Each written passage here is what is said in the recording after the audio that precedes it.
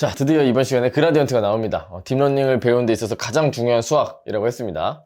일단 그라디언트를 말씀드리기 위해선 편미분을 말씀드려야 돼요.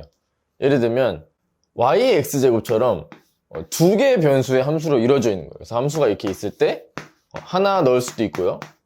그러면은 하나의 함수, 예를 들면 x제곱 2 넣으면 4, 1 넣으면 2. 근데 두 개를 넣을 수도 있다. 두 개를 넣어요. 그 예시가 바로 적은 거죠.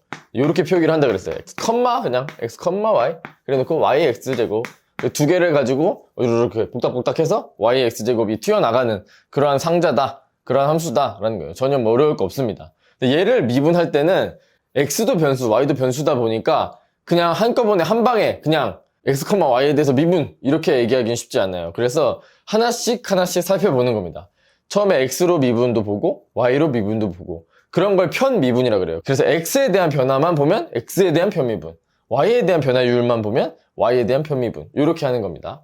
방법은 너무나도 간단해요. 우리가 3x제곱 마지막 그 미분 배울 때 요거를 미분해 보시라 했죠. 그래서 얘는 3 곱하기 그냥 x제곱의 미분인 2x 이렇게 곱해주면 된다. 그래서 이렇게 상수가 앞에 곱해져 있으면 상수 그대로 나온다 라고 말씀을 드렸었습니다. 그래서 여기서도 마찬가지 어떻게 생각하냐면 x로 편미분할 때는 y는 상수 취급, y로 편미분할 때는 x는 상수 취급, 이렇게 가는 거예요. 그래서 x로 편미분할 때는 이게 그냥 3 같이 보이는 거예요. 왜냐면 y는 우리 상수로 보기로 했으니까. 그래서 x로 편미분한다 라고 하면 y는 그대로 오고 x에 대해서만 미분, 그러면 2x. 그래서 이거를 다시 생각하면 2x, y 이게 x로 편미분한 거예요. 그래서 이 녀석을 x로 편미분한다 라는 것을 기호로 보여드리자면 이렇게 b가 아닌 라운드라는 기호로 표기를 하고, 요거는 지금 2xy 이렇게 나온 겁니다. 그럼 y로 편미분하면서 y로 편미분 어떻게 될까요? y로 편미분하면 x를 상수로 봐라. 즉 그냥 3y 같은 거에 3y 그 x제곱 그대로 두시고요. x제곱 그대로 두고 y에 대해서 미분? 그러면 그냥 1이죠. 왜?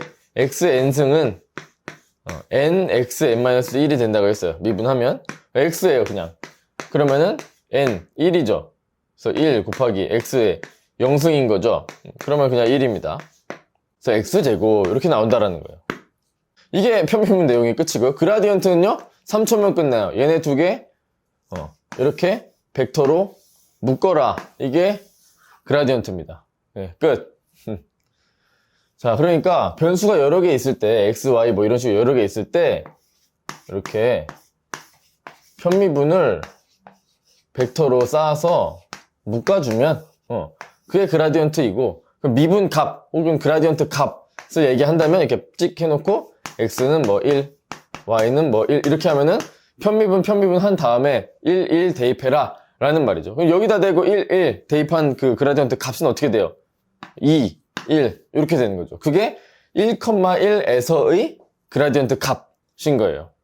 굳이 한번 뭐 식으로 보여드리자면, 정의에 의한 거 식으로 보여드리자면 x에 대해서 일단 이렇게 있으면 정식으로는 이렇게 x, y 다 써줘야겠죠.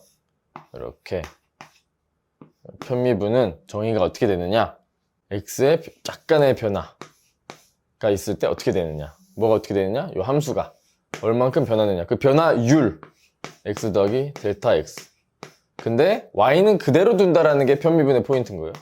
그래서 이렇게 y는 차이가 없죠. y입니다. x만 x에 대한 변화만 보는 거예요. 그래서 리미트 델타 x. 요게 바로 x로 편미분한 그게 수학적 정의인 건데, 그냥 요거 가리면 똑같죠. 그냥 우리 저번에 배운 미분 똑같은 겁니다.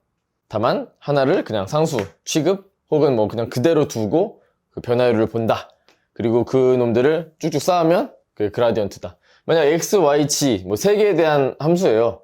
그러면 뭐 어쩌겠어요. 늘리면 되는 겁니다.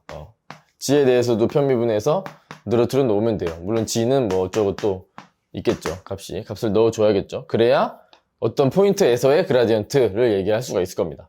네, 변수 하나에 대해서만 변화율을 보는 것, 그게 편미분이고 그를 쌓은 거 그라디언트. 여기까지 하도록 하겠습니다. 네, 수고하셨습니다.